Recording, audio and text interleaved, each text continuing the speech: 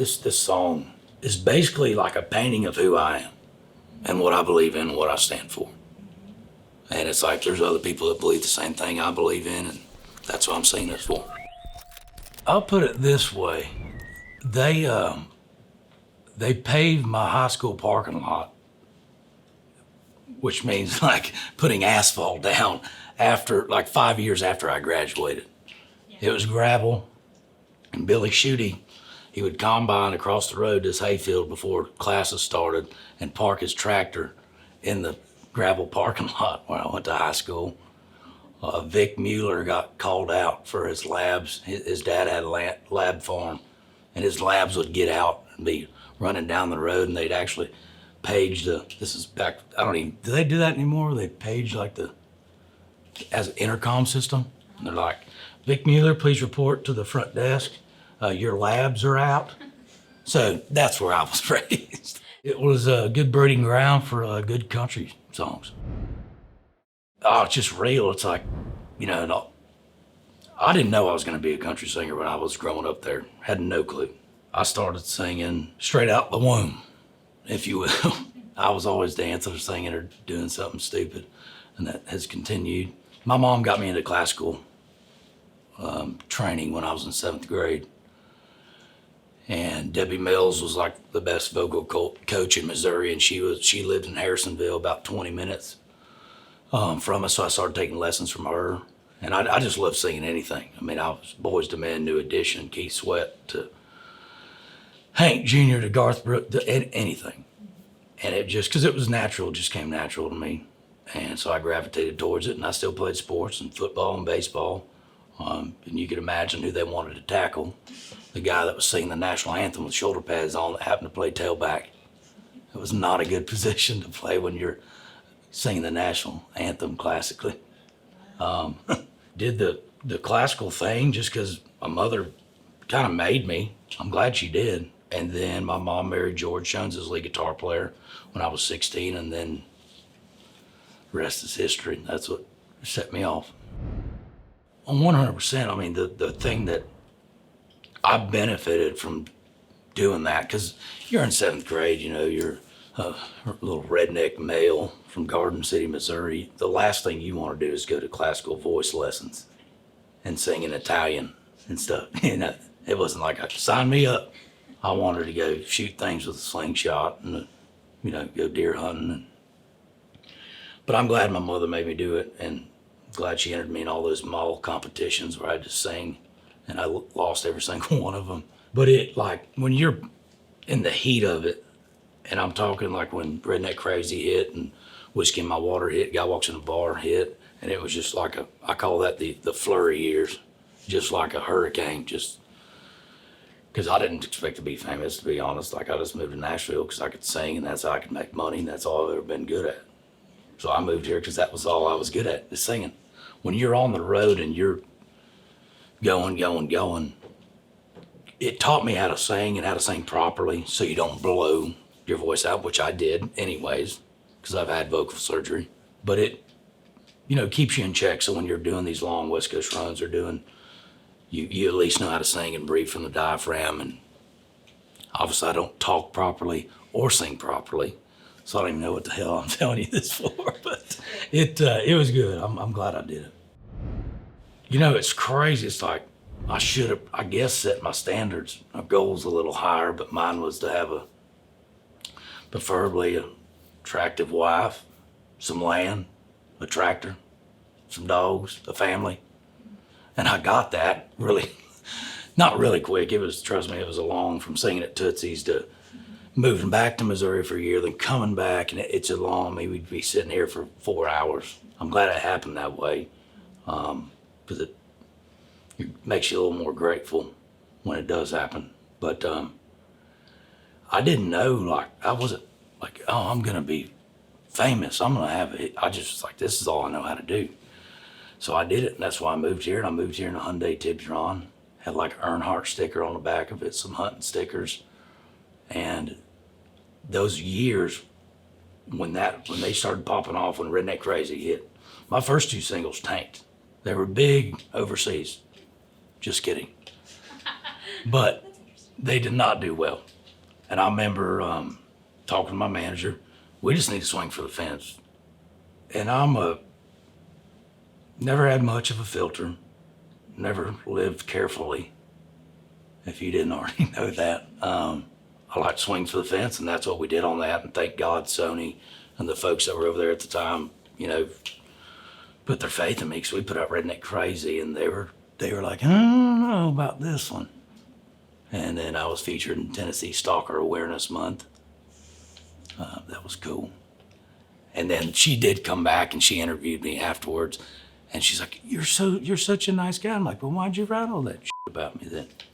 And and I mean, like, it is what it is. It's a song, It's like, I didn't actually throw beer cans at my ex-girlfriend's window. I was mad as hell, but I did not do that. And then, the first time playing the Opry, you can't forget that.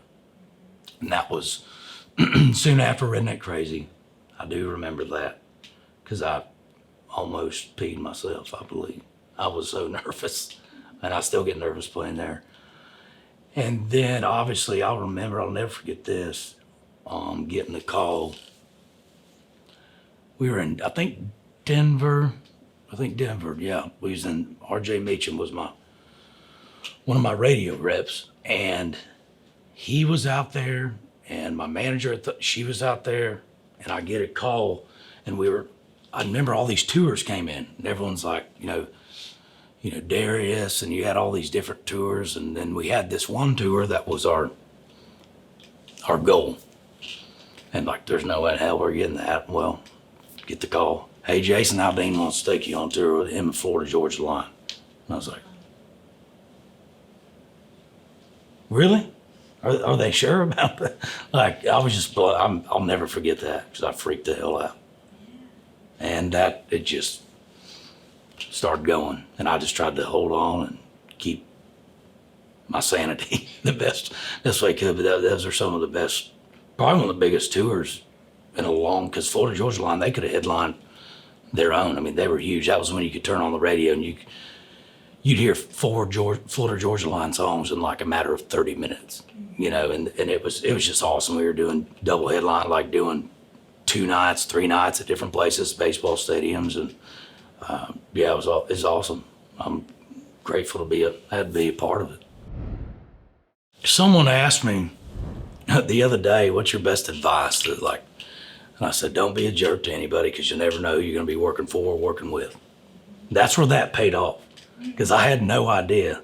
He would kind of be sort of my boss. He's not a boss, but I'd be working with him. I had no clue, and we just hit it off, and it may have been my direct approach and just the no give a dams I come along with. But I'll never forget the first day I was on tour with him, walked by his bus, and I just walked right up to his bus, knocked on his door, and this is back when he still smoked, and he's smoking a cigarette. I said, what's up, man? I went up there and was like, hey, Tyler, thanks for having me on your tour. And from there, it's history.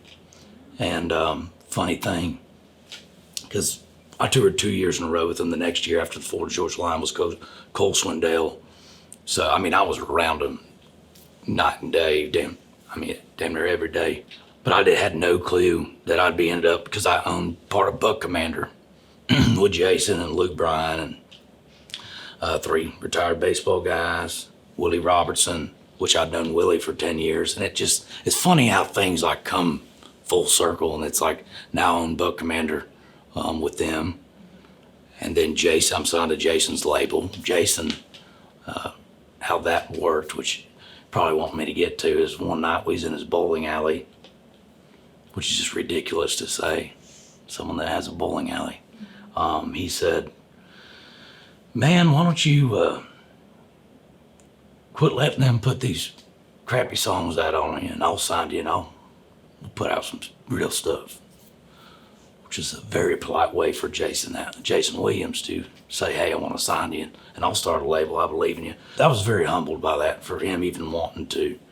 Because but that's where I respect his music, he respects mine, and it just means a lot, to me, for him to even say that. But at the time, I thought he was just joking. I got to a place at my old label where I was just not happy. some roles had changed on the employment side, and I just was not happy. And I called him. I said, "Were you serious about that?" And he's like, "Hell yeah!" And I said, "Well, count me in, brother. Let's do this." So, and then COVID hit, and that was just wonderful. But here we are. Yeah, my first EP we're putting out, and I wrote every song on it, and this is my first one. I don't like to say getting back to what Tyler Farr does or what getting, because I ain't changed. I mean, y'all knew that when I walked through the door. And you've interviewed my wife, and she's country as a squirrel turd, and that's why I love her. And I haven't changed. Times have changed. This world has changed. I have not changed, so I don't like to say that. But when you say like recharging and getting back to what you do and do best, which is writing country songs for country people, and yes, that's exactly what we did on this one. And COVID, like it was a blessing in disguise, kind of, because I had my first child, a little girl, Hollis Caroline Farr. Not a fun experience in the hospital during COVID because my mother couldn't be there, her mother couldn't be there, and I had a herniated disc, and that was awesome. But it was, I got to spend every waking moment with her from the day my wife gave birth to her, and that was what I'm most proud of, past all these songs and stuff. I mean, because that was just awesome. And normally I wouldn't have been able to do that if it had just kept going and COVID wouldn't hit. So I try to look at the pluses out of it. The other plus was being able to write a bunch and turkey hunt every single day. But yeah, really got back to songwriting. And that's kind of what landed us here with this new EP and Rednecks Like Me, is that I got to kind of recharge and get back to what made me love country music in the first place, and that's the songwriting aspect of it. And I wrote my butt off. Yeah. I'm glad we did that. Rednecks Like Me is not, it's not necessarily a story song. I have story songs. This was one I remember in the writing room that day where our mindset was at. I wrote it with Vicki McGee, Andy Sheridan, and Brian Davis, which Vicki's wrote all kinds of, Aldean better tip his hat to her because she helped get him launched because she was on Hicktown. She wrote all kinds of stuff off his first album, and a bunch of stuff for Big and Rich, and Brian's had a bunch of Brantley cuts and Lee Bryce cuts, and Andy's one of the best track guys I think in town, and just a great dude. And we was sitting there, and I remember we was in there, and I invited him down, and we wrote for like 3 days, I think. And I'd stay at my house, go be with my daughter, come back the next morning, meet up with them, and I said, man, let's just write a redneck song, I don't want to make every fan in the world. Maybe I should. That's just not me. I'm not a Miley Cyrus. And no offense to them, they're worldwide. I want to write songs for my kind of people because they need those songs. And that's what we did. And they're like, well, I started scrolling through my notes because I'll write stuff down all the time, and they're like titles, ideas. And I'm like, man, Rednecks Like Me. I had that in there. And I'm like, let's write that. Because that's towards my fan base. When I'm writing a song, I'm thinking about who I'm singing to. And it's at these mud bogs that I play at these honky tonks.